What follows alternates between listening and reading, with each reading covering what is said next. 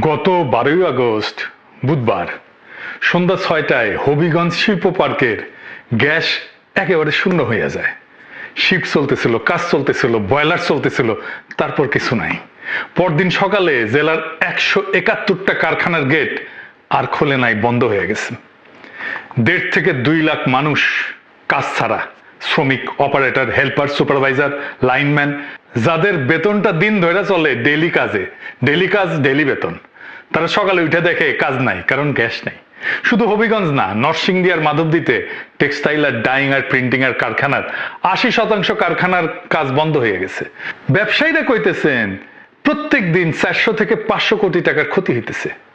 BSRM দেশের সবচেয়ে পুরানো ইস্পাত প্রতিষ্ঠান, তাদের 10টা প্রধান কারখানার সবগুলা বন্ধ করে দিছে। তার মানে শুধু রপ্তানি না, দেশের ভিতরে নির্মাণ কাজও থামতেছে। গাজীপুরে 3,500 কারখানার মধ্যে প্রায় 550 উৎপাদন থেমে গেছে, আর যেগুলো কোনো মতে চলতেছে সেগুলোর উৎপাদন অর্ধেকের চাইতেও কমে নামে গেছে। নারায়ণগঞ্জে 450 ডাইং কারখানা বিপাকে আছে। সাভার আশুলিয়া গ্যাসের চাপ এত কম যে বয়লার, ডাইং, ওয়াশিং আর ফিনিশিং বিভাগ চালানোই যাইতেছে না। আর চলতি মাসে ওই অঞ্চলে কয়েক হাজার শ্রমিক ছাঁটাই হয়েছে। আর শহরের রান্নাঘরের চুলার কথা কি বলবো, আপনারা তো জানেন এটা জ্বলে না। সিএনজি স্টেশনের সামনে গাড়ির লাইন রাস্তা পর্যন্ত নামছে। এটা কোনো প্রাকৃতিক দুর্যোগ না, কিন্তু ক্ষতিটা কারখানার গেটে থামে নাই। 22 আগস্ট শনিবার বিকালে নারায়ণগঞ্জের বিকেএম এর কার্যালয়ে ব্যবসায়ীরা বসছিলেন। বৈঠক শেষে বিকেএম এর সভাপতি মোহাম্মদ হাতেম সাংবাদিকদের বললেন, সারা বাংলাদেশে 300-র বেশি গার্মেন্ট প্রতিষ্ঠান বন্ধ হয়ে গেছে। রপ্তানি ক্ষতিগ্রস্ত হয়েছে 40 থেকে 50%। আর রপ্তানি আদেশ চলে যাইতেছে কোন দেশে? আমাদের বন্ধু দেশে। কারখানা বন্ধ হইলে আবার চালু করা যায়, কিন্তু ক্রেতা একবার চলে গেলে সে ফিরে আসে না। ওনারাই বলতেছেন ইউরোপের একজন বড় ক্রেতা অর্ডার বাতিল করে পাশের দেশে নিয়ে যেতে চাইতেছে।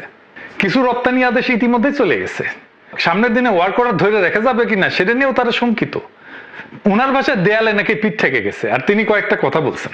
জ্বালানি মন্ত্রণালয়ের পক্ষ থেকে আশ্বাস দেওয়া হয়েছিল 10 আগস্টের পর থেকে পরিস্থিতি স্বাভাবিক হয়ে যাবে। 2 দিন কিছু গ্যাস পাওয়াও গেছে, তারপর পরিস্থিতি আরো খারাপ হয়েছে। আর এই সংকট থেকে বাইরে হওয়ার পথ নিয়ে তারা সরকারের কাছ থেকে সুনির্দিষ্ট কোনো ব্যাখ্যাই পাইতেছেন না। বাণিজ্য মন্ত্রী কইছে 2 বছর লাগবে বিদ্যুৎ সমস্যার সমাধান হইতে। রিজভী ভাই কইছে এটা ইরান যুদ্ধের কারণে হয়েছে, আর কষা জায়েদ কইছে এটা হাসিনার কারণে হয়েছে। এবং জ্বালানি যে সংকট, সেটার জন্য রাষ্ট্র সরকারের দায়ী করার কোনো কারণই নেই। একদম চোখ বন্ধ করে শেখ হাসিনা সরকারকে এটা দায় দিয়ে দেওয়া যায়। একদম চোখ বন্ধ করে শেখ হাসিনা সরকারকে এটা দায় দিয়ে দেওয়া যায়। কেউ বলতেই পারেন এটা কমন প্রবণতা, কোন একটা সরকার তার আগের সরকারকে সবসময় ব্লেম করে বাঁচার চেষ্টা করে।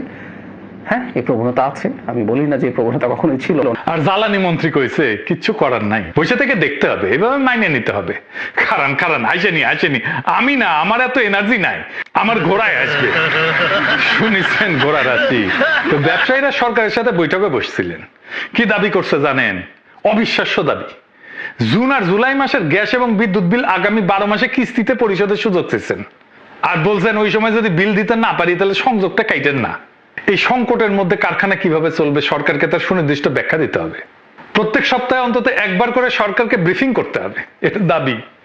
গণপরিবহনে সিএনজি সরবরাহ বন্ধ করতে হবে, অবৈধ গ্যাস সংযোগ বিচ্ছিন্ন করতে হবে। আর সরকার এবং বাংলাদেশ ব্যাংকে ব্যবসায়ীরা অনুরোধ করছে যে এই পরিস্থিতিতে ব্যবসায়ীদের ঋণের কিস্তি আদায় থেকে বিরত যেন থাকে। দাবিটা খেয়াল করছেন? শেষের দাবিটা ঋণের কিস্তি। মানে গ্যাস সংকট শুধু আর জ্বালানি খাতের সমস্যা নাই, এটা এখন ব্যাংকে ঢুকতেছে।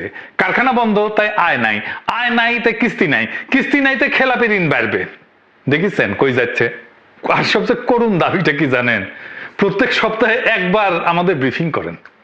দেশের রপ্তানি আর সবচেয়ে বড় খাতের নেতারা সরকারের কাছে টাকা চান নাই, ভর্তুকি চান নাই, তারা চাইছেন সপ্তাহে একবার যেন তাদেরকে বলা হয় আসলে হইতেছেটা কি। এটাও বলতে পারে নাই।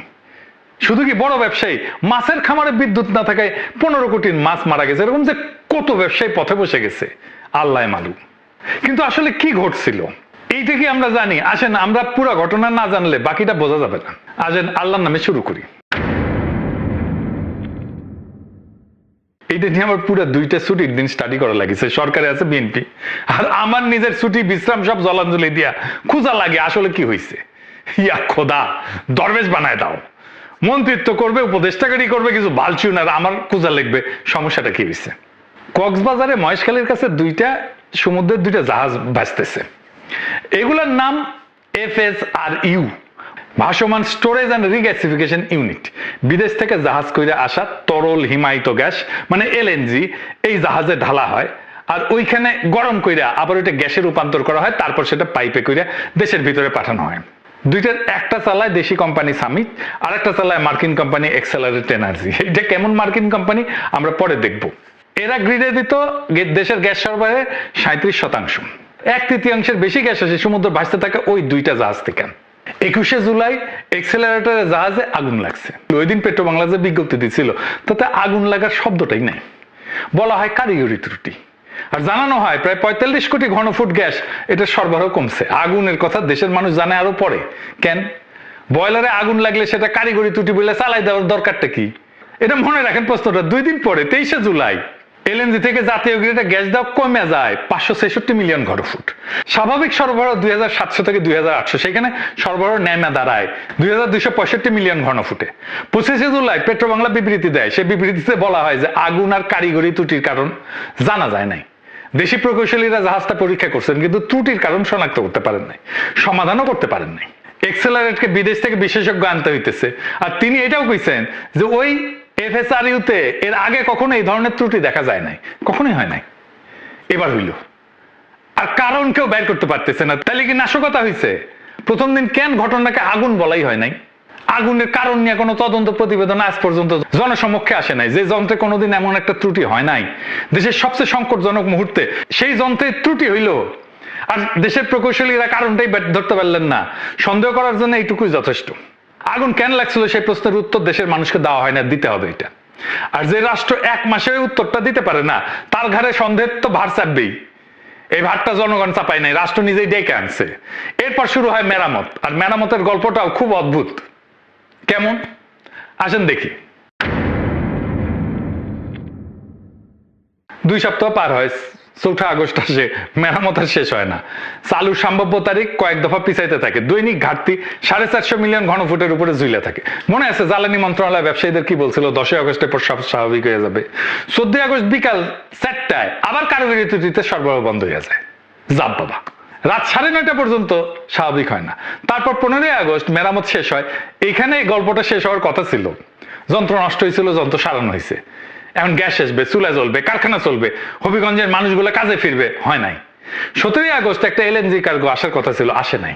ফলে টার্মিনাল থেকে 3 দিন ধরে সরবরাহ কমাইতে কমাইতে কমাইতে 19 আগস্ট বিকালে পুরাপুরি বন্ধ করে দিতে হয়। কেন? এইবার যান্ত্রিক ত্রুটি না, এইবার আগুন না, এইবার জাহাজের ভিতরে চলার মতো গ্যাসই ছিল না, মজুদ শূন্য। 22 আগস্ট দুপুর 2টায় একটা কার্গো ভিড়ে রিগ্যাসিফিকেশন শুরু হয় প্রাথমিকভাবে মাত্র 100 মিলিয়ন ঘনফুট। ওই দিন 2 টার্মিনাল মিলিয়ে মোট এলএনজি 670 মিলিয়ন ঘনফুট। জাতীয় গ্রিডে গ্যাস পায় 2300 মিলিয়ন ঘনফুট, চাহিদা 3800 মিলিয়ন ঘনফুট। আগুন লাগছে 21শে জুলাই, মেরামত শেষ 15 আগস্ট, কিন্তু দেশ অচল থাকছে 19 থেকে 22 আগস্ট। মেরামত শেষ হওয়ার 4 দিন পরেও সেই অচলতার সাথে আগুনের কোনো সম্পর্ক নাই। দুইটা আলাদা ব্যর্থতা। একটা কারিগরি ত্রুটি, যার কারণ কেউ জানে না, কারিগরি না, এটা নাশকতা। আর একটা প্রশাসনিক, যার কারণ সবাই জানে কিন্তু কেউ কিছু বলে না।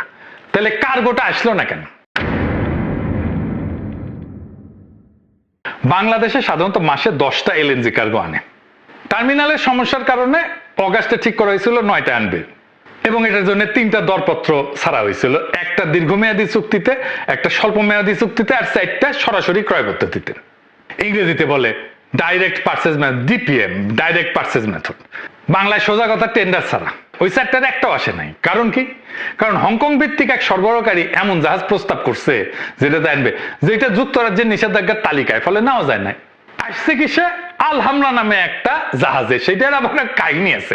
এটা মস টাইপের জাহাজ, মানে ওইটা তরল গ্যাস রাখা হয় ডেকের উপরে উঁচু হইয়া থাকা কয়েকটা বিশাল গোলক, দেখছেন না এরকম, এই বাক্সের মতো ট্যাঙ্কে না।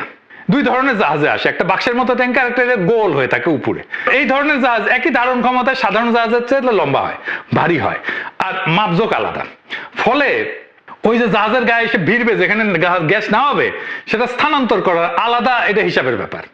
আল হামরা নামের এই ভেসেলটা গভীর সমুদ্র পর্যন্ত আইসাও ডকিং আর পণ্য স্থানান্তরের ঝুঁকির কারণে এটা লাগবে, যে এটা বার্থিং বলে, এই বার্থিং এর অনুমতি পাইতে দেরি করছে।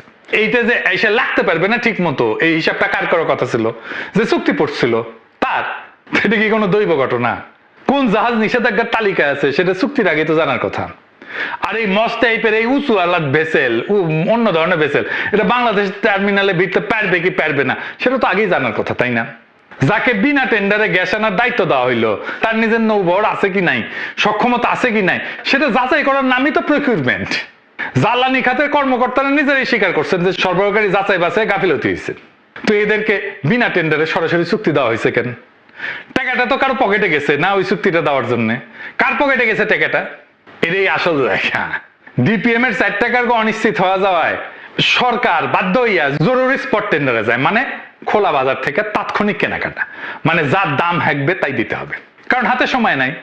5টা টেন্ডার ডাকা হয়, মাত্র 2টায় দরপত্র জমা পড়ে, আর বাকি 3টা একটাও প্রস্তাব আসেনি। যে 2টায় আসে তার একটায় দর ওঠে প্রত্যেক ইউনিট প্রায় $22। $22 শুনলে কিছু বোঝা যায় না, তাই ভাঙ্গা বলি। একটা এলএনজি জাহাজে গ্যাস থাকে 33,60,000 ইউনিট। এতে দেশে চলে 3 দিনের মতো। গত ডিসেম্বরে এই এক জাহাজ গ্যাস কেনা হয়েছিল প্রত্যেক ইউনিট $10.40 কমে। দীর্ঘমেয়াদী চুক্তিতে আরো দাম কম হয়, $9 থেকে $11 হয়। আর এই অগাস্টে সরকার এক জাহাজ গ্যাস কেনার অনুমোদন দিচ্ছে $22.35, দ্বিগুণেরও বেশি। টাকায় কত দাঁড়ায়? সরকারের নিজের কাগজে লেখা আছে ওই এক জাহাজের দাম 949 কোটি টাকা। আর ডিসেম্বরের দামে কিনলে ওই একই জাহাজের দাম হইতো প্রায় 400 কোটি টাকা, মানে এক জাহাজে বাড়তি গেল প্রায় 500 কোটি টাকা। এটা এক বছরের হিসাব না, এটা এক প্রকল্পের হিসাবও না, এটা একটা জাহাজ যে গ্যাসের দেশ চলবে মাত্র 3 দিন। যে প্রতিষ্ঠানগুলো বিনা প্রতিযোগিতায় কাজ পাইলো তারা ব্যর্থ হইল, তাদের ব্যর্থতার শাস্তি তারা পাইল না। শাস্তি পেল হবিগঞ্জের শ্রমিক, শাস্তি পেল গাজীপুরের কারখানা, শাস্তি পেল ঢাকার রান্নাঘর, আর শাস্তি পেল ইউরোপের যে অর্ডারটা হারাইলো সেই গার্মেন্টস, আর সে অর্ডারের পেছনে থাকা হাজারটা গার্মেন্টস শ্রমিকের পরিবার। তার মানে এই যে ব্যর্থতাটা, এটা তো কারো না কারোর জন্য লাভজনক হয়েছে, যে বেশি দামে দ্বিগুণের বেশি দামে কিনছে, টাকাটা কার কাছে গেছে? এখন যদি কেউ বলে যে জরুরি অবস্থা তৈরি করে উচ্চ মূল্যে স্পট মার্কেটে ঢোকার রাস্তা বানানো হয়েছে, বিনা টেন্ডারে মধ্যস্বত্বভোগীকে কাজ দেওয়া হয়েছে, জরুরি অবস্থার দোহাই দিয়ে তার সক্ষমতাই যাচাই করা হয়নি, তো এটা চুরি তো না, এটা বাটপারি। এর উপরে বাংলাদেশের এলএনজির প্রধান উৎস হচ্ছে কাতার। এইটা সরকার টু সরকার, G2G বলে আর কি, এই চুক্তির আওতায় কাতার থেকে কেনা হয় এলপিজি। গত 4 মার্চ কাতার তার ক্রেতাদেরকে জানাই দিয়েছে বাংলাদেশ সহ যে এই বছরে বাংলাদেশকে যে চুক্তি অনুযায়ী 40টা কার্গো দেবে তার মধ্যে মাত্র 20টা দিতে পারবে, অর্ধেক। মানে মার্চ মাসে সরকার জানতো এই বছরে অর্ধেক আমদানি নাই হয়ে গেছে। তাহলে যে ওই যে আগুনটা লাগছে আর ঝুঁকিটা তো ওই আগুনটা তৈরি করে নাই। তার মানে অগাস্টের সংকট আসমান থেকে পড়ে নাই, মার্চ থেকে অগাস্ট 5 মাস সময় ছিল, কিছু করে নাই কেন সরকার? এইবার আমরা আরেকটু পিছনে যাই। আমরা তো এখন কথা বলতেছিলাম অগস্ট মাসের 4টা কার্গো নিয়ে, কিন্তু এই 4টা কার্গো তো ফুটা কলসিতে পানি ঢালার মতো। কলসিটা ফুটা হইলো কবে, আর কলসি ফুটা হওয়ার কথা বলতেছি কেন, এটা একটু বোঝা দেখা দরকার। 18 জুলাই 2016 ওই দিন পেট্রোবাংলা মার্কিন কোম্পানি এক্সেলারেট এনার্জির সাথে চুক্তি সই করে। এটা আমার কথা না, এইটা এই সরকারের নিজের ওয়েবসাইটে লেখা আছে। ধরনটা হইতেছে BOOT, বুট না, পায়ের বুট না, মানে build, own, operate and transfer, মানে বানাও, নিজের নামে রাখো, চালাও, তারপরে হস্তান্তর করো। মেয়াদ 15 বছর, 2018 থেকে 2032। সাদা বাংলায় বললে ব্যাপারটা এরকম, এক লোক আপনার এলাকায় একটা দোকান বানাইলো নিজের পয়সায়, দোকানের খরচ ধরেন 1 লাখ টাকা, তারপর দোকানটা আপনাকে ভাড়া দিল, কিন্তু দোকান সেই চালায়, সে নিজেই, আপনি শুধু মাল কিনেন আর ভাড়া দেন। আর 15 বছর ভাড়া দেওয়ার পরে দোকানটা আপনার হয়ে যাবে। শুনতে খারাপ লাগতেছে না, তাই না? টার্মিনাল বানাইতে এটার খরচা ধরা হয়েছিল $17.95 লাখ, মানে $18 কোটি মতো। আর এদেরকে ক্যাপাসিটি চার্জ দিতে হয় দৈনিক $4,54,000, বছরে দাঁড়ায় $16.57 লাখ। একটা টার্মিনাল বানাইতে লাগে $18 কোটি, আর 2টা টার্মিনালের ভাড়া বাবদ বছরে যায় প্রায় $16.57 লাখ, মানে এক বছরে ভাড়ার টাকা দিয়া প্রায় একটা গোটা টার্মিনাল বানায় ফেলা যায়। আর ক্যাপাসিটি চার্জের মানেটা কি, সেটা তো এই অগাস্ট মাসে দেশের মানুষ হারে হারে টের পাইছে। ক্যাপাসিটি চার্জ মানে গ্যাস আসুক বা না আসুক ভাড়া দিতে হবে, আগুন লাগুক, মেরামত চলুক, মজুদ শূন্য হইয়া যাক, জাহাজ 4 দিন বসে থাকুক, ভাড়া দিতেই হবে। যেদিন ওই হবিগঞ্জের কারখানার গেট খুলে নেয় সেদিনও ভাড়া গেছে, দোকান বন্ধ, ভাড়া চালু। এই চুক্তি শেষ হবে 2032 সালে, ওই দিন টার্মিনালটা বাংলাদেশের হবে। তো ওদের এই জাহাজটা কত পুরানো জানেন? যখন ওটা বানানো হয়েছিল দক্ষিণ কোরিয়ায়, আর কোম্পানিটা ওটা বুঝা পায় 2005 সালে, মহেশখালীতে বসানো হয় 2018 সালে। মানে যেদিন এই দেশের গ্যাস ওই জাহাজের ভেতর দিয়ে ঢোকা শুরু করলো, ওই এক্সেলারেটরের জাহাজের ভেতর দিয়ে, সেই দিন ওইটার বয়স 13 বছর। আমরা নতুন কিছু আনি নাই, আমরা 13 বছরের পুরান একটা জাহাজ ভাড়া করিয়া তার উপরে গোটা দেশের জ্বালানি বসায় দিছি। আজ ওইটার বয়স 21 পার। আর এই ধরনের জাহাজের কার্যকর আয়ু সাধারণত 25 বছর। তার মানে 2032 সালে যখন মালিকানা হাতে আসবে বাংলাদেশে, ততদিনে জাহাজটার বয়স 3 দশকের কাছাকাছি। মানে দোকানের মালিকানা যখন পাবেন, ততদিনে দোকানটা ভাঙার বয়স হয়ে যাবে। আপনি কটকটি খাবেন বেচা ওইটা। কত ভাবেই না লুটপাট হয়।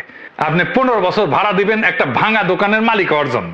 এই এক্সেলারেট এনার্জির এইখানকার হর্তাকর্তা কে জানেন? এই যে পিটার হাস, চিনেন তো, মার্কিন অ্যাম্বাসেডার ছিল। এক্সেলারেট এনার্জির যখন পারমিশন যখন হয়, তখন তৌফিক আলাই দৌড়ঝাঁপ করছিল। যার নাম নিয়ে এটার অনুমোদনের তদবির করছিল, সে বিভিন্ন জনের কাছে গেছিল। হাঙ্কেরে 5,500 বিজ্ঞানী ওই যে কুত্তে নিয়ে বসে থাকে, হ্যাঁ কুত্তাটা বলে সুন্দর আছে।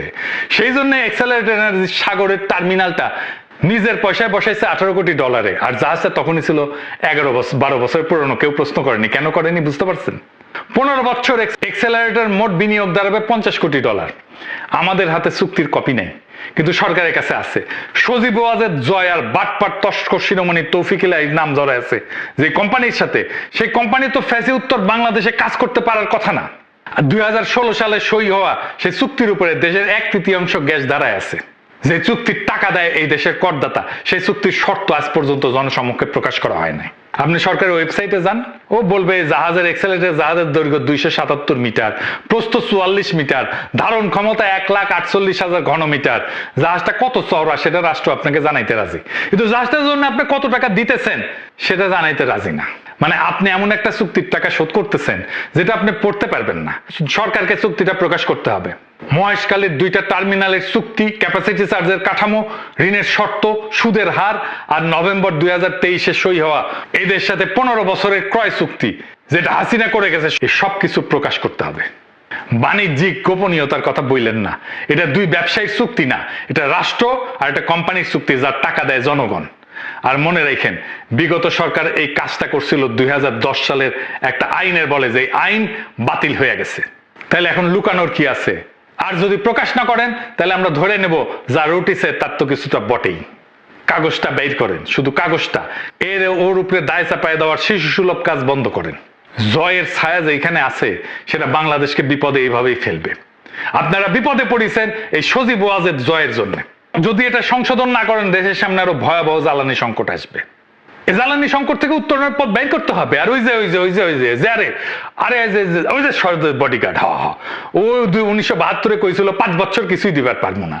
ওনারে 5 বছর টাইম দেয় না কিন্তু বাংলাদেশের মানুষ। তাও শিক্ষা হয় নাই আমাদের বাণিজ্য মন্ত্রী, সে কয় 2 বছর বিদ্যুৎ দিতে পারবো না। সোহার্দি বডিগার্ডের মতো 1972 বিপুল জনপ্রিয় নেতাই টিকে নাই। আপনি কোন হরিদাস পাল জনগণকে 2 বছর আটকায় রাখবেন? এই বিদ্যুতের সংকট এই সরকারকে গভীর বিপদে ফেলবে।